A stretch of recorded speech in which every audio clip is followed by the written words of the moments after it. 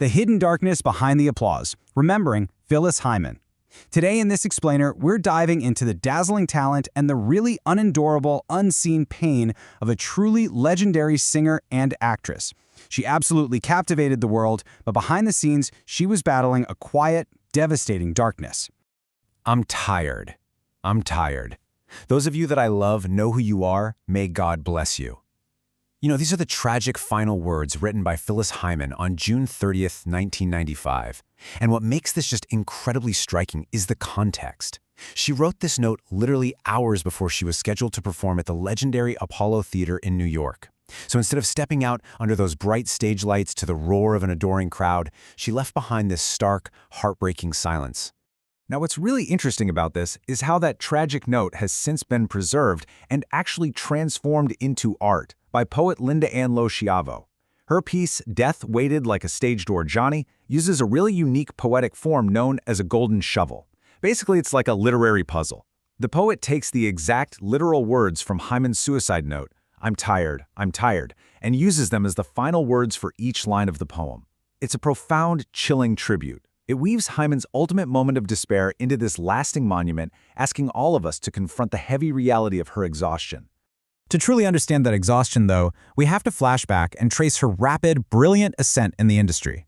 Let's look at the timeline. In 1971, she's fresh out of music school, hitting the road on her first national tour.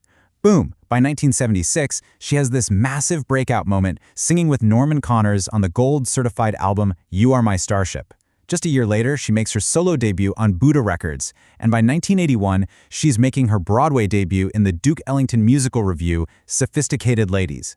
This whole era of her life illustrates a totally relentless, non-stop schedule. I mean, she was working in clubs, laying down vocal tracks, doing international tours, performing 8 shows a week on Broadway.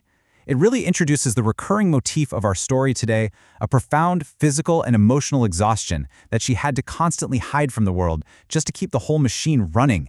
And wow, her relentless pace definitely yielded monumental achievements. She won a Theatre World Award, she earned a Tony Award nomination for Best Featured Actress for Sophisticated Ladies, plus she wasn't just a singer, she starred in films like Lenny and Spike Lee's School Days. Her expansive, sweeping contralto range eventually earned her a Billboard Top 100 hit and her very first #1 R&B hit in 1991 with Don't Want to Change the World. She even recorded the title track for the James Bond movie Never Say Never Again. But amidst all this brooding, towering success, I want you to try to keep that final I'm tired note in your mind. It really begs the question, doesn't it? How does someone reach the absolute pinnacle of their profession and still feel completely, utterly depleted? So the crucial point is really the intense duality of Phyllis Hyman's life. On one hand, you see her outward success, the global tours, the Broadway stardom, the Billboard hits, and of course, that dazzling, radiant smile she flashed to her fans. But behind closed doors, she was fighting a war against bipolar disorder and severe depression, conditions she was officially diagnosed with back in the 1980s. To cope with the crushing pressure and the mental illness, she unfortunately developed a lifelong dependency on cocaine and frequently self-medicated with drugs and alcohol. She was a woman literally carrying the weight of the world on her shoulders, desperately trying to numb a pain that the spotlight just couldn't cure. Which brings us to this tragic number right here, 45. That is the desperately young age at which Phyllis Hyman finally succumbed to her depression. Her brilliant career, which spanned all the way from the early 1970s through the mid-1990s, was cut incredibly short. She died just 6 days shy of her 46th birthday. It's a stark, sobering reminder that mental illness does not care about your talent, it doesn't care about your wealth or your fame. The details of her passing are incredibly somber and deeply isolating. On the afternoon of June 30th, 1995, inside a quiet bedroom at her apartment on 211 West 56th Street in New York City, the music finally stopped. She took a fatal overdose of a sleeping pill called Tuinals mixed with vodka. She was found unconscious at 2 p.m. and passed away at St. Luke's Roosevelt Hospital by 3:50 p.m. Bringing the narrative back to that quiet New York apartment, honestly, it's devastating when you contrast it with the roaring crowds she usually commanded.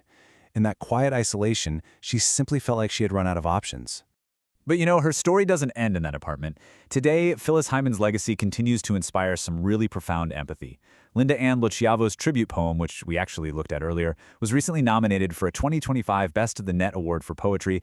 It's also going to be featured in an upcoming 2027 collection titled Past Tense: Portraits and Poems of Suicides. Art like this serves such a vital purpose for us. It forces us to look past the tabloid headlines and the sensationalism, and instead it asks us to remember figures like Hyman with deep compassion and empathy for their all-too-human struggles.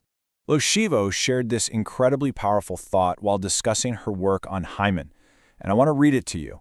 What unendurable secrets are hidden behind a seemingly neutral expression?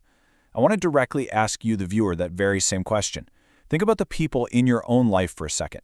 We interact every single day with friends, family, and colleagues who put on a brave face, who show us their outward success, all while hiding an inward reality.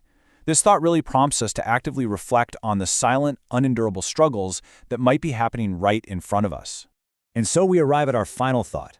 Who knows what darkness is hidden behind a cordial smile?